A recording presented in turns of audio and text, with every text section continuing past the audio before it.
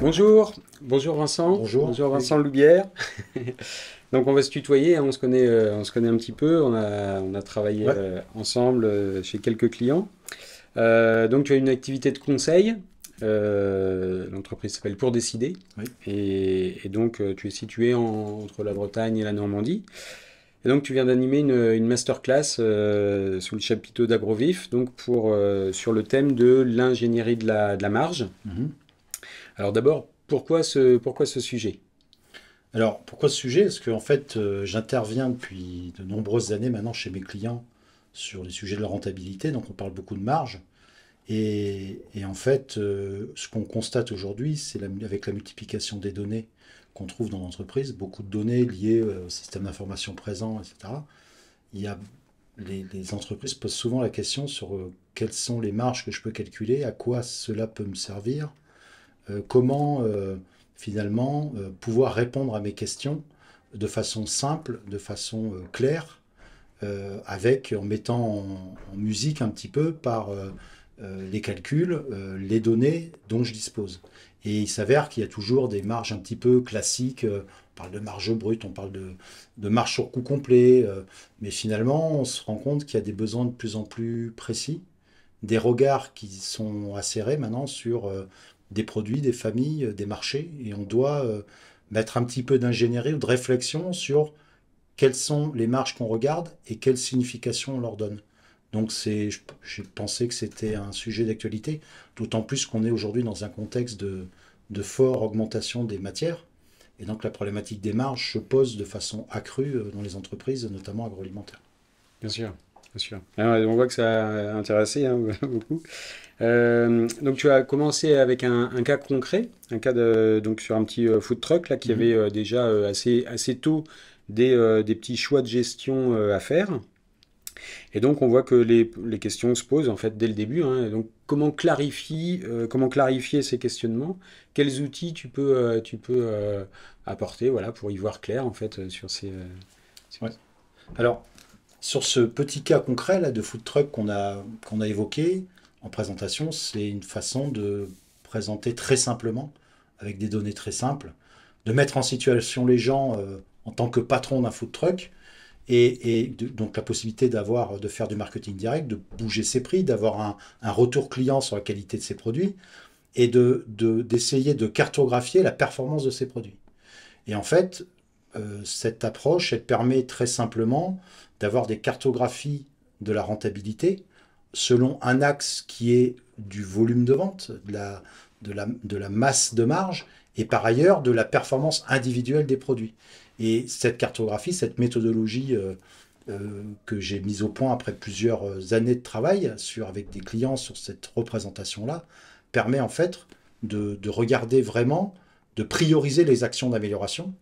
On va sectoriser un certain nombre de positions, de points qui sont la position des produits selon des axes de rentabilité et permettre de savoir les produits sur lesquels il faut actionner des leviers de vente supplémentaires, les produits sur lesquels on va actionner plutôt des leviers de performance industrielle ou de productivité ou de négociation fournisseur ou de pricing particulier. Voilà. Donc cette méthode qui est représentée par le petit cas food truck, ça permet de mettre tout de suite en, en œuvre la priorisation des actions et d'avoir une vision globale de la rentabilité de tous ces produits. Et en plus, alors là on ne l'a pas montré dans ce petit exemple parce que c'était assez court, mais on peut passer des produits aux clients puisque chaque client est un agrégat de produits. Donc on peut mettre en place également une cartographie de la rentabilité des clients de la même façon. Voilà. Alors pour revenir sur la partie article, donc le calcul de la marge, moi c'est vrai que je suis confronté chez nos clients assez régulièrement à ça, se pose la question d'un prix de revient, d'un coût réel, d'un coût complet, de comment on les calcule et puis de quel coût choisir, est-ce qu'on peut en utiliser plusieurs, est-ce que tu as des pistes, des choses, comment tu aides les clients à ce niveau-là sur le choix, sur les choix à faire? Alors, en fait, bien sûr, en tout cas, j'essaye de les aider, mes clients, Mais quand j'ai un client qui me demande, parce que ce n'est pas les seules thématiques sur lesquelles j'interviens, mais quand un client me parle de prix de revient, ce que je disais tout à l'heure dans la masterclass, il me dit je veux calculer les prix de revient. La première question que je lui pose, c'est pourquoi? Parce que les prix de revient, on peut faire plein de choses avec. Donc, qu'est-ce qui est derrière ça? Qu'est-ce qu'on veut en faire des prix de revient? Il y a certaines entreprises qui disent moi, je veux des prix de revient parce que je veux faire des tarifs. Je veux des prix de revient parce que je veux savoir si mes produits sont rentables. Ah ok, donc rentable, mais à quel... parce qu'il y a plusieurs niveaux de marge qu'on peut calculer sur un produit, et on peut avoir une marge sur coût variable qui est positive et une marge sur coût complet qui est négative. Pour autant, est-ce qu'on a la réponse sur le produit est bon ou pas bon? Voilà. Donc en fait, en creusant la question, on arrive tout naturellement à dévoiler la méthode et à la mettre en place. Mais tout part du questionnement. Et derrière certains mots-clés qui existent comme ça, marge, prix de revient, rentabilité, un peu comme informatique il y a 30 ans, on met tout et n'importe quoi derrière. Donc c'est vraiment le besoin d'aller bien préciser les choses et préciser le besoin. Donc la première chose que je fais chez mon client, c'est vraiment de définir le périmètre de ses besoins et de définir avec lui, de co-construire avec lui les méthodes et outils qui vont arriver à mettre en œuvre les réponses qu'il attend. Voilà. Donc tu as conclu sur la question du coût complet et puis de la prise en compte des frais fixes pour calculer, jusqu'à calculer l'avance-retard en fait par rapport effectivement à un seuil de rentabilité. Voilà. Est-ce que tu peux nous expliquer d'où te vient en fait cette intuition de mettre en place cette jauge d'avance-retard? Aujourd'hui, les entreprises ont besoin de savoir rapidement, je dirais presque quotidiennement, leur état d'avancement en termes de rentabilité. Puisque on a finalement un juge de paix qui va passer, qui est la comptabilité, et qui passe même parfois avec des situations intermédiaires. On peut en faire 2 par an, on peut en faire 4 par an, mais on a toujours un train de retard, on regarde toujours dans le rétroviseur. Donc l'idée, c'est vraiment d'anticiper les choses et d'avoir, par exemple, quand on a une vision hebdomadaire, d'avoir le lundi sur le bureau les résultats de la tendance en rentabilité de la semaine d'avant. Et pour ça, des méthodes assez simples qui consistent à regarder la totalité des charges qu'on a à payer dans une entreprise, qui sont en fait les coûts fixes. Qu'on ait de l'activité ou pas d'activité, on a un certain nombre de charges à payer. On peut rajouter à ces charges des objectifs de gestion, des objectifs de rentabilité. On peut dire je veux gagner tant par an, et donc on arrive à une masse à payer, et cette masse-là, on peut la diviser selon la période de gestion qu'on regarde. Le mois ou plus exactement la semaine, en tout cas de façon plus pertinente peut-être la semaine. Et donc, à côté de ça, on va fabriquer des produits.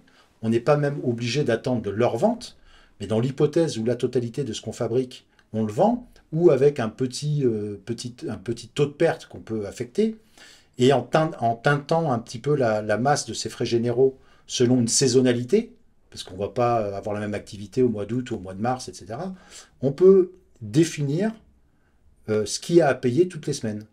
Et à côté de ça, regarder ce qu'on a produit ou ce qu'on a vendu, hein, tout dépend des activités, et le comparer tout simplement et de mesurer immédiatement l'avance ou le retard, et par rapport à notre seuil de rentabilité, et par rapport au seuil augmenté d'un objectif de résultat. Et donc, on a immédiatement le smiley rouge ou le smiley vert qui nous dit ben, je suis bon, je suis pas bon. Voilà. Et ça, semaine après semaine, voilà. Semaine après semaine, ce qui permet bien entendu cette anticipation-là, même si j'aime beaucoup dire qu'il vaut mieux être approximativement juste que précisément faux. Là, on est approximatif, on n'est pas à 100 € ou 500 € près, mais peu importe, on est sur la tendance.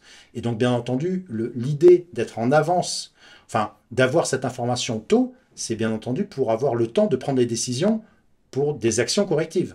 Et non pas attendre des situations comptables ou des situations qui arrivent tardivement pour se rendre compte que finalement le match est joué, il n'y a plus grand-chose à faire. Donc l'idée, c'est bien d'avoir cette vue constante, régulière sur ces résultats, et quand c'est moins bon, se dire, tiens, d'analyser pourquoi c'est moins bon, et qu'est-ce que je peux mettre en œuvre rapidement la semaine prochaine, cette semaine, pour améliorer les choses. Oui, c'est vrai que c'est le Graal hein, pour nos clients de pouvoir suivre ça au quotidien, cette rentabilité en termes de gestion, quoi. Et ça se met très facilement en œuvre avec des données qui sont tout à fait accessibles notamment dans VIF, les modules, que ce soit les prix de vente, les produits, on a les coûts variables, on a les frais généraux qu'on peut calculer par ailleurs et intégrer comme des constantes. Enfin, ça se fait très bien. Voilà. Donc, c'est des méthodes simples et qui permettent d'avoir un gap rapidement. On n'est pas dans des usines à gaz. C'est des méthodes claires à mettre en place, simples à mettre en place. Et alors, tu as conclu aussi sur le fait que effectivement, il y avait une nécessité de mettre en place des méthodes et puis entre l'équipe chez le client, ceux qui ont la connaissance métier et puis le RP, effectivement, une méthode à mettre en place, des objectifs à définir. Là-dedans, est-ce que tu as quelque chose à ajouter sur la synergie qu'il peut y avoir entre ces différents éléments? C'est sûr qu'on ne fait rien tout seul. Ce que je dis souvent, c'est que le premier expert du métier, c'est le client. C'est lui qui connaît ses produits, ses marchés, il a la culture d'entreprise, enfin il a quasiment tout. Il lui manque 2-3 éléments d'outils, de méthodes, d'approches, peut-être, encore pas toujours, des fois il se débrouille très bien tout seul, mais c'est toujours un travail d'équipe. Et effectivement, il y a des gens qui vont être experts dans les systèmes d'information, qui vont amener un ERP, qui vont avoir l'expérience de cet ERP, non seulement la connaissance fonctionnelle, mais aussi l'expérience des installations précédentes, qui vont permettre de gagner beaucoup de temps dans une nouvelle installation. Et il y a aussi l'expertise gestion, purement gestion, ou ingénierie de la marge, qui aide à gagner du temps sur les mises en place. En écoutant d'abord son client, son besoin, peut-être en lui suggérant d'autres besoins qui nous apparaissent comme assez clairs, mais qui peut-être lui ne voit pas. Mais on peut aussi se tromper, mais l'idée c'est bien d'avoir un dialogue et un échange, et c'est avec cette synergie des 3 acteurs, client, ERP, système d'information, gestion, consultant, ingénierie de la marge, qu'on peut avoir une mise en place rapide de ces outils-là et de façon efficiente, quoi. Voilà. Très bien. Eh bien, merci beaucoup. Merci beaucoup pour cet échange. Et puis, bienvenue à toi lors d'une prochaine édition AgroVIF, pourquoi pas. Avec grand plaisir, l'ambiance est très bonne. Très bien, merci. Merci, Merci bientôt. à tous. Au revoir. Au revoir.